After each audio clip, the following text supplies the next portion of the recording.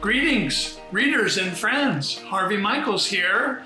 I'm thrilled to welcome you to our adventure into Danshui, President Plunge, Book 1, Evacuate or Pay. It was an electrifying story to write, and I can't wait to share some with you today. Before we dive in, don't forget to hit that like and subscribe button if you haven't already. Your support means the world to me. Thank you kindly. Okay, here we go. Chapter 9. It's like a prison I'm trapped in. Newsy Susie. Susie is poised to continue being harsh, to berate her assistant. Kitty, however, is completing every single task Susie throws at her without a single complaint on her high-cheeked, light-skinned face. Susie begrudgingly admits to herself Kitty is delivering everything Susie asks her to do, everything Kitty promised in her promo ad. She is proving to be a savvy phone soldier, too. Kitty cut people off with diplomacy and never got angry once, even to news people who are, as a rule, curt and manipulative. The video you worked on looks good. You did every frame just right.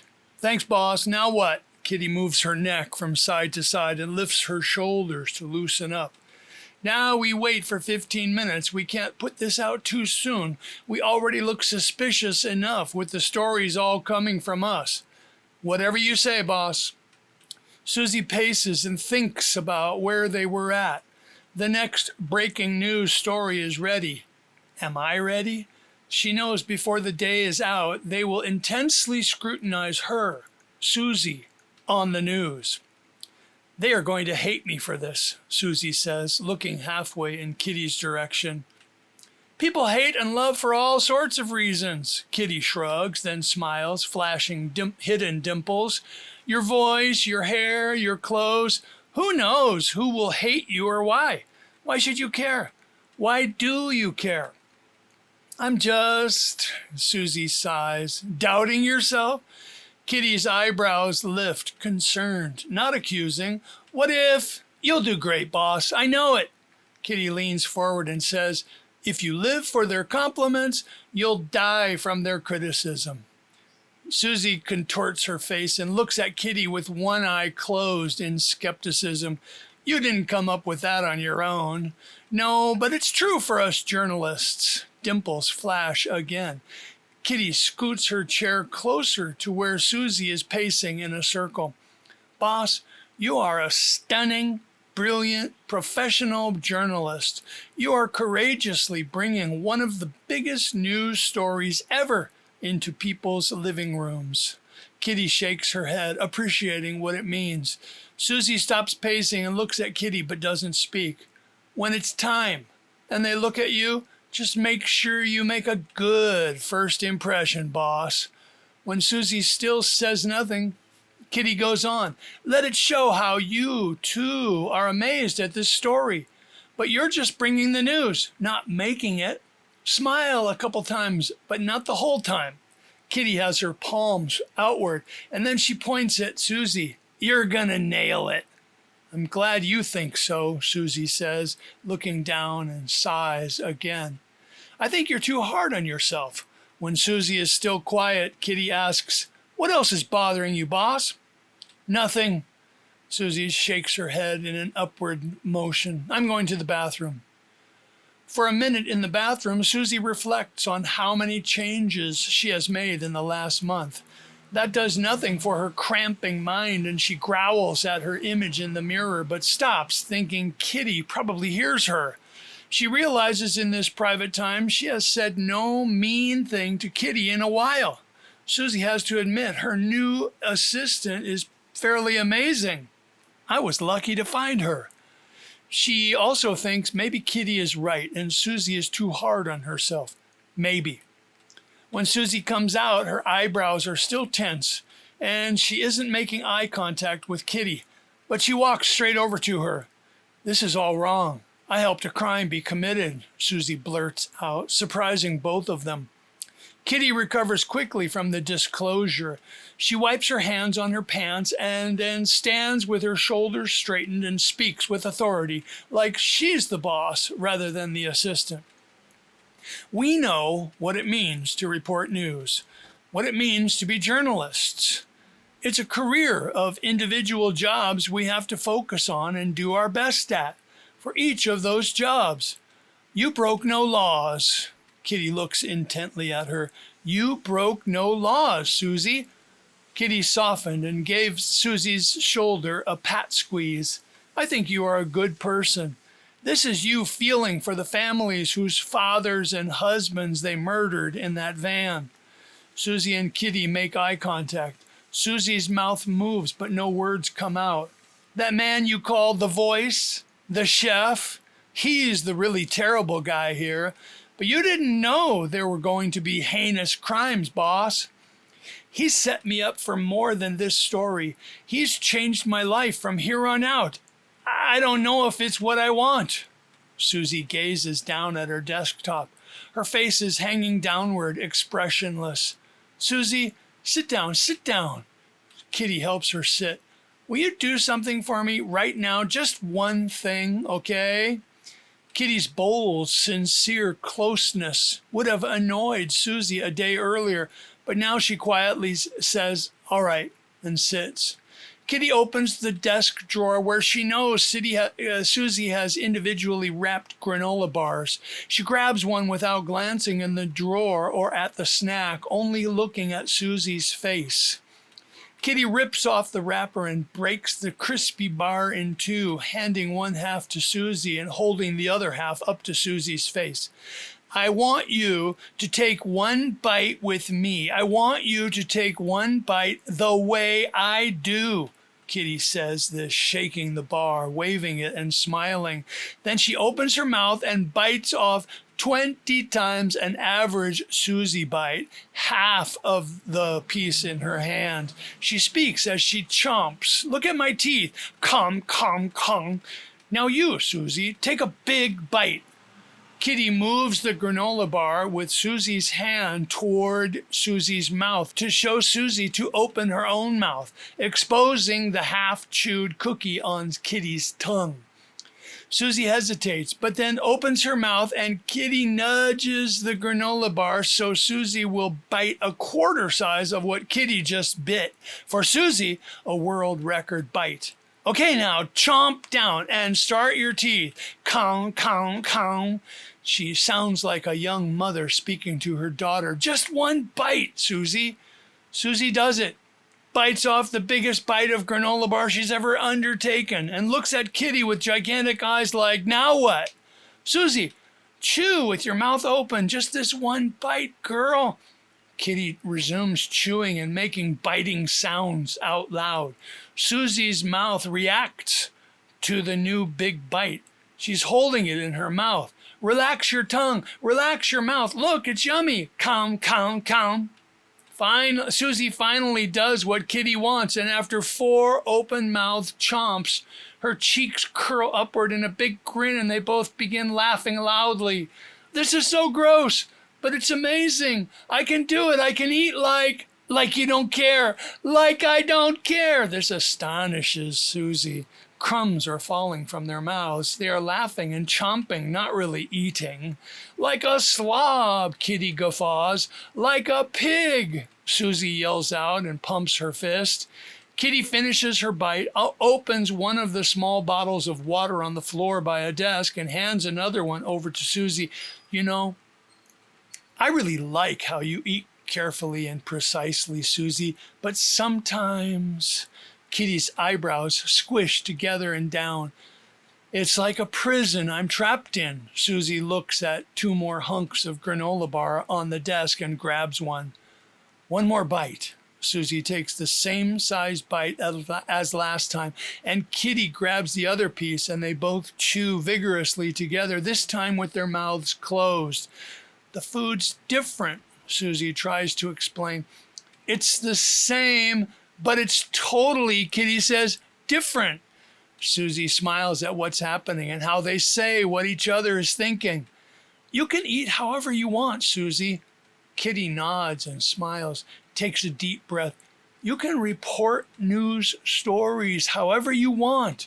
Kitty nods, 2 slow, lingering nods. Susie is sitting up higher. Yeah. Kitty puts her palms out and reaches toward Susie. You want to leave all this behind after the story? Then leave. Susie's eyes and face turn upward. Yeah. Just take it one day at a time. Just one bite at a time. Big bite, small bite, it's all up to you, Susie. Susie nods her head, looking like her old self. Are you gay, Kitty? No, I'm not gay. Me neither, but just then I thought I might be. They both laugh and start looking at the ringing phone. Okay, Kitty, Susie says and looks eye to eye, something else new for her. Thank you very much. Break's over. Let's get back to it. Okay, boss. Call me Susie. Okay, Susie. Taiwan News Media. Howard and Mariana's video started a new superstorm. It is a media storm, and it is worldwide. It is also an emotional storm in Taiwan. Everyone sees the President Plunge on TV, and many feel an intense need to express their overwhelming emotions and share them broadcasted. Call-in shows, phone systems crash. It strains the internet with people trying to download or stream or share the video they saw on the news all at the same time.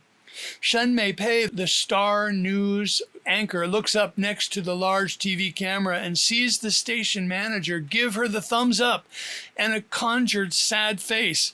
Is he trying to make me cry? She asks herself as her eyes leak out more tears. She remains speaking, shedding some tears at the same time. There is more we don't know at this time than we do know, such as who is behind all this, and what do they want, and who is the girl's voice objecting to what we assume is the other abductor taking out a gun. Then she turns to another camera, wiping at her shiny, wet cheeks, her nostrils and lips quivering. To the families of Theo Ping and James Young, our heart goes out to you. A surprised, newly arrived male anchor is looking sideways when the camera turns to him, and he appears more concerned for his female co-anchor than for the story. He turns to face the camera and soberly delivers the news. TV News Time has tried multiple times to reach Fulan Hotel, where billionaire Wang Sanbao was abducted, but they still do not answer our calls. He turns to another camera and begins reading computerized cue card screens, which staff are making for him to read as fast as they can type the words. Central PD Crisis Center. Amateurs! How can we still be playing catch-up on this story? Such a crime still shakes Colonel Han and everyone in the room.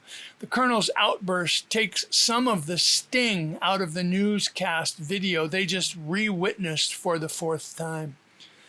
2 of their own were shot dead, caught on video, and shown on the news.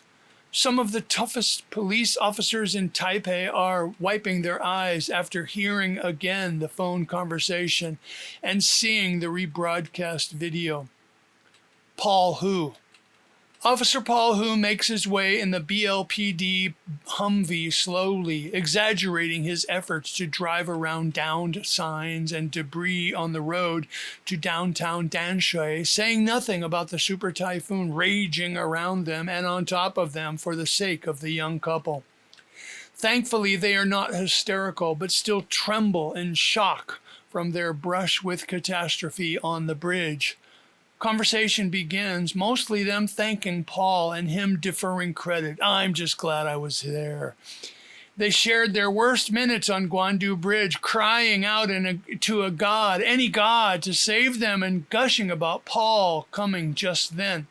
Paul deferred their tribute even stronger. Don't look at me that way. I'm just an ordinary Christian. Paul told them his wife, Hope, and their young family living in Bali, before that in Taipei, and before that outside Taichung.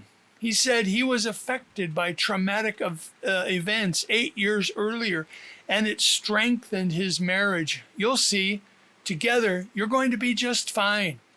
Paul shares something he likes to say. I will always have hope, and hope will always have me. The young couple summarized a brief history of their past as a couple and their jobs now. What made you try to cross that bridge then? Paul asks the Zhangs, married just 1 year. He controls his voice to not affect them with any more regret than they feel already. His parents, they said they needed help because their power went off. No candles? Flashlights? Patience, Paul wants to add. They can be very demanding, but we won't stand for it anymore. Laupo, I promise. The husband is shaking as he looks at his wife. Paul sees they are both still in shock. He hears two sets of chattering teeth. From inside her bag, one of their phones ring. She pulls the ringing phone out. Something contorts her face. It's them, she moans. Turn it off. It's just you and me now. He shudders as he speaks. She grabs his arms and pulls him into a needy embrace, which he responds to in kind. Listen, folks, we have to fill out paperwork on this as an accident, but that can wait. I need to get somewhere soon. Paul lists their options. You can go to the police station at Danshui Old Town, cramped and busy, or I can take you to the hospital near there, which will also be very busy. But I was thinking you might rather just go to the Danshui MRT station to relax and wait for the storm to blow out. Thank you. Thank you so much. The MRT station? Yes, please take us there. In front of the MRT station, the street gutters are ankle deep with water blown about in howling winds, swiftly moving toward the Danshui River, just 100 sloping meters away. Paul's Humvee drives through the flooding street easily. He turns and they bump over the curb, avoiding a pile of scooters and motorcycles blown together on the sidewalk. He motors through 2 separated sections of low chrome bar fencing at the street corner, not mentioning how the fencing appears identical to their blown car flew over, and pulls up close so the Zhangs won't have to get much wetter than they already are. Paul takes out a name card and says they can call him if they need him to verify their story for the pushy parents. Neither the young couple nor Paul pay attention to the extreme winds assaulting the Humvee parked up on the normally crowded walkway in front of the MRT station. After first reaching for the door, the young wife turns to Paul. With flowing wet lines streaming down her face, she struggles to express thanks, crying hard as she says the word, "You saved our lives. How can we? Thank you." Both of them vigorously nod. Both are shedding many tears to help wash the trauma that would never totally leave them. Paul's eyes are moist too. Don't be so polite. I'm a policeman. It's my job. He forces a laugh and shakes his head. We should get together after this and talk about what happened and how you two are doing. I mean, besides getting together to do the report paperwork. Lunch? Coffee? You just tell me when, okay? We will never forget what you did, Officer Hu. You are a brave man. Mrs. Zhang is still cry-talking. Thank you so much, Officer Hu, Mr. Zhang says and pats his wife's shoulders. We have to let Officer Hu get back to his work now. Yes, Paul says. I have to get going. You two take care. Watch your step going to the MRT station. See you soon. God bless you. She about to say more, but Mr. Zhang takes her hand and pushes the door to open. We have to go, Lao Po. Before she turns to the door, she looks at Paul one more time, bravely smiling through quivering lips. Another time? All right. See you then. It is unnecessary for Paul to verify their story. Traffic cameras on both ends of the bridge and more in the middle captured the event from multiple angles, including the small white car flying off the bridge out of camera view. Also, the 119 operators continued recording off Mr. Zhang's phone, since he never hung up from their initial phoned emergency. Some days later, a news magazine will recreate the events that happened, calling the half-hour news show Miracle on the Guandu Bridge. People waiting out the furious storm quickly surround the couple, shaking and distraught in the MRT station. Mr. and Mrs. Zhang couldn't help loudly sharing their story. Half of the time they exclaim loudly, happy and relieved to be alive and not in the Danshui River with their car. And half the time they just as loudly cry, hysterically fearful for what they endured minutes before. Outside the bank of large open MRT station doors, the monster typhoon rages, testifying to the horror that Zhangs share. They're manic, laughing while hyperventilating in fear, and their recalling of the unbelievable events are all recorded and shared by another citizen's smartphone. Each time they tell their part of the story recalled, they praise their valiant efforts of their knight in shining Humvee, Officer Hu. Once the Zhang story was understood clearly enough, it explodes onto cable news shows and call-in radio shows whose ratings are still rising. The normal red tape is cut so that a shortened on-site Guandu Bridge video can be released, including the 119 call, compliments of the police. It spellbinds everyone watching a screen, which was everyone in Taiwan. This story was also remarkable because it was practically the only early typhoon story where Newsy Susie wasn't the one to break the news. Willie and Dee. Black skies release roaring heavy rain. A solid parade of headlights glares from the other side of the freeway, but only a trickle of cars is heading north towards Taipei. I wonder what they're saying about us. Who? Willie keeps his eye on the road and occasionally on the dropping barometer reading on his smartphone. The people on the other side of the freeway, I say, pointing at them. Oh, the sane ones? It's not that bad, is it? I chuckle half-heartedly. Rain pours down, smashing loudly, but lighter than minutes before when we entered a super typhoon weather anomaly. Beautiful and frightening, unbelievably heavy rain. Willie and I experienced extreme rain many times in Taiwan, but this flabbergasted us when something like individual downward sheets of water fell on us. It sounded and felt like plowing through an avalanche of water. 3 long freeway curves ago, Willie said that since we left Taichung to drive north, the barometer was dropping at a 1 millibar per hour pace, but was now dropping twice as fast, a monster baring its teeth. They're going to make a movie about this, Willie says with a poker face. He turns to me. It won't be a happy children's movie. A freeway scoreboard sign flashes red letters. Dangerous typhoon conditions ahead. So helpful, I say. Yeah, nice of them to let us know. We are forced to speak loudly in the heavy downpour.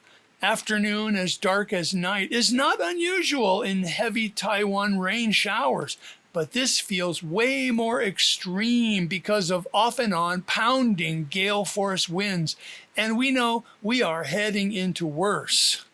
Unlike all the other cars crawling along on the right side with emergency lights flashing, we are traveling at twice their speed in the fast lane. Our truck's LED headlights and fog lamps show a surreal rain-streaking vision through the deluge and a fairly clear path. Anyone not already in the slow lane moves over for us. We are curving around, already past the technology metropolis of Hsinchu, soon to reach Taoyuan, the last city before Taipei. Uh-oh, trouble. Willie slows and switches to the middle lane, then to the far right one. What is it? But I see as soon as my words are out, it's double trouble.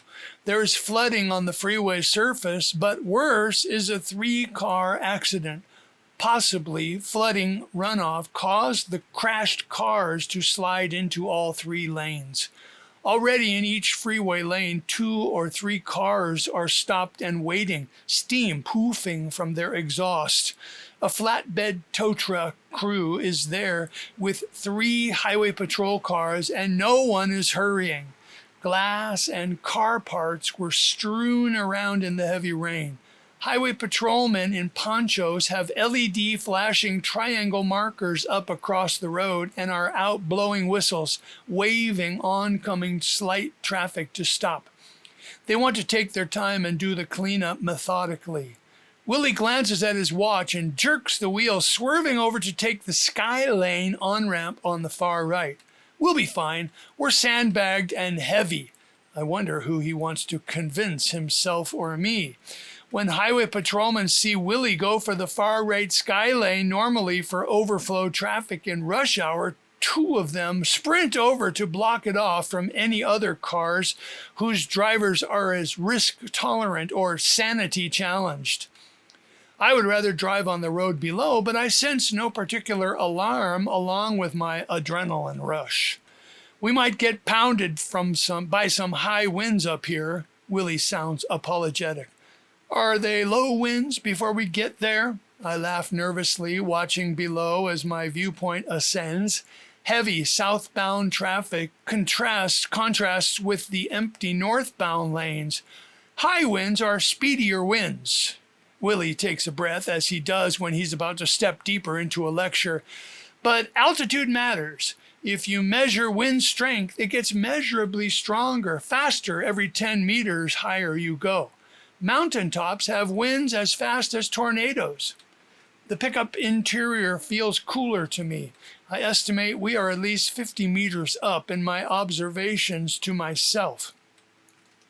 Now you're going to tell me the doodad they measure wind with, like the barometer there on your smartphone. Only because I recently found out I was pronouncing it wrong. Willie waves his hand to excuse his rare error. Okay, you gotta tell me now.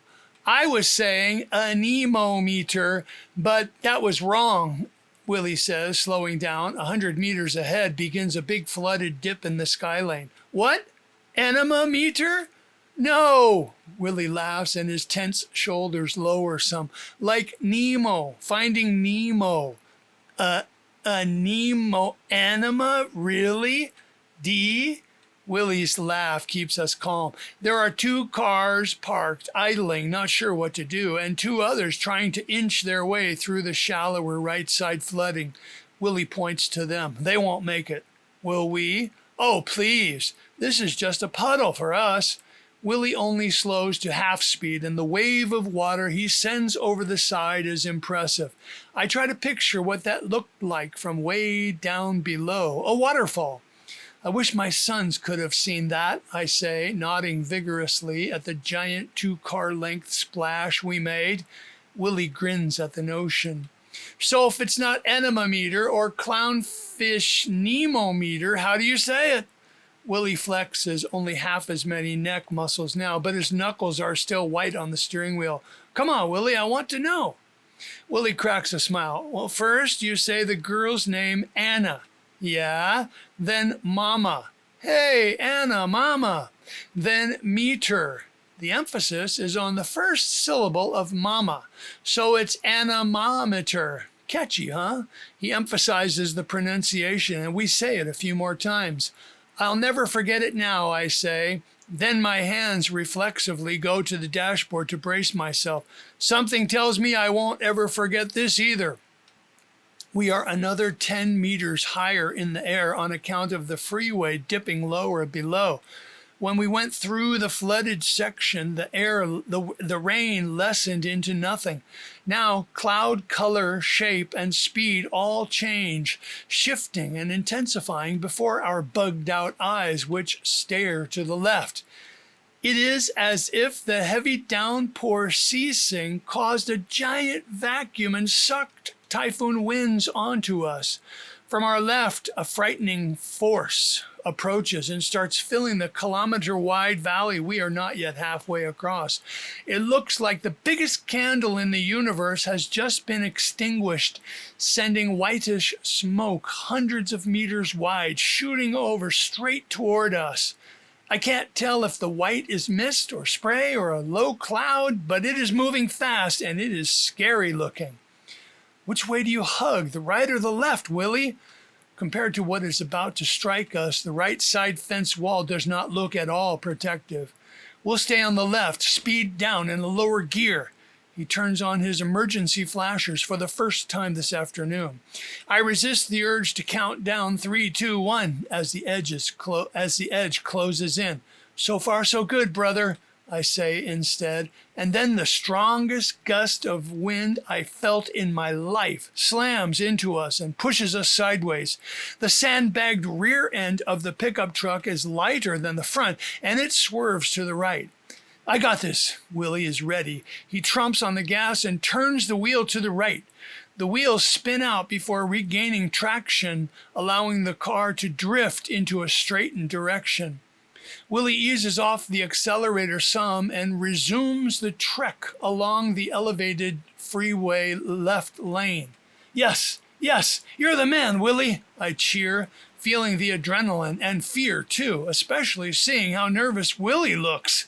What's the worst thing you could do when the wind hits you like that, like a train? Just then we get slammed again, even harder, and go 45 degrees half turned. Whoa! The worst? He says, while duplicating the last move he made with even more gas and spinning of tires to recover the forward direction. To do what feels natural. Avoid the racing drift move. Slow down. I release air in a whooshing sound of relief as Willie regains control again. What would happen then? Willie remembers to breathe, takes 3 huffing, deep breaths, and grins a most unnaturally scary grin. Best case, spin around and crash into the right side fence. But in this typhoon, whoa, we get nailed again by winds and defy description, except to say, imagine what the planet Mars must be like. Willie states, matter of fact, we would probably get blown over the side to the bottom there. We are halfway to where the lane banks downward when the biggest gust blows the whole back end truck sideways into the right lane. Willie fights back to the left lane and drives on. His jaw muscles ripple along the outside of his cheeks and his face is shiny with sweat. Suddenly he cries out through a cracking voice, I'm not afraid to die, but I don't want to die before I get justice for Pieface. Willie, you're doing great. We're going to make it to Taipei. God didn't tell me to go there only to die on this sky lane. I look and point ahead. You can't see them. I can't see them, but there are angels around us who won't let anything happen to us. I know this is true. Thank you, Lord. And incredible as it sounds, we continue to where the sky lane meets a valley-ending hillside curve with no more large gusts like we just had. I look out the back window to see what looks like a high-speed roaring river of white and gray, the vicious attacking windstorm we were in. To our front, we are driving back into more sheets of heavy rain. God broke the wind with rain? Willie speaks loudly over the roaring of the wind, water falling and pounding on the truck's roof. He is breathing hard and has tears of relief or gratitude or joy brimming in his eyes. He doesn't dare wipe them, still locked in the fight-or-flight adrenaline rush. I grab his right bicep with my right hand. We made it! He takes his right hand off the wheel and we sort of hug, right arm to right arm for a moment. Phew, Willie says, wiping his eyes and moving his hands around the steering wheel. He lifts his shoulders up and down to loosen the tension in his body and in the truck cab. We both take some deep breaths to go with our deep thoughts. The landscape and 4 lanes below rise to meet us. Willie merges left off the skyway back onto the freeway in heavy typhoon rain and strong winds, but nothing like we just went through. His black pickup is the only vehicle on the northbound freeway nearing Taipei, another once-in-a-lifetime event. What's this about Pie Face? In a gush of information, Willie updates me on how he has been dreaming of a large Bowie knife plunging through his back, the same as happened to Pie Face. Willie says sometimes he could touch the tip of the blade sticking through his chest. I remember Willie rubbing that spot on his chest back in front of my apartment. He also tells me for the first time that 9 years ago he really wanted to start a family before Pie Face died. That's what's about Pie Face, but what's about to happen this weekend is more complicated. You don't want to know too much about that, Dee. My phone rings before we can discuss it any further. I see it as Evie, and I answer it and put it on speaker. Thankfully, the rain and wind have lessened considerably for the moment. Hi, honey. You're on speaker with Willie and me. Are you too nutty? I can't believe you're driving into that super typhoon. On the news, I just saw a huge water twister off Danshui Fisherman's Wharf.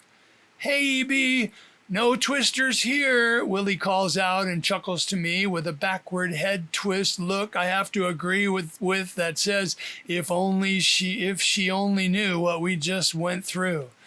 Well, where are you now? We just went under the bullet train overpass before Lingkou, 20 minutes from Taipei. I answer and look at Willie. We're both shaking our heads and grinning. Your car doesn't sound so loud. Why? Isn't the storm blowing around you?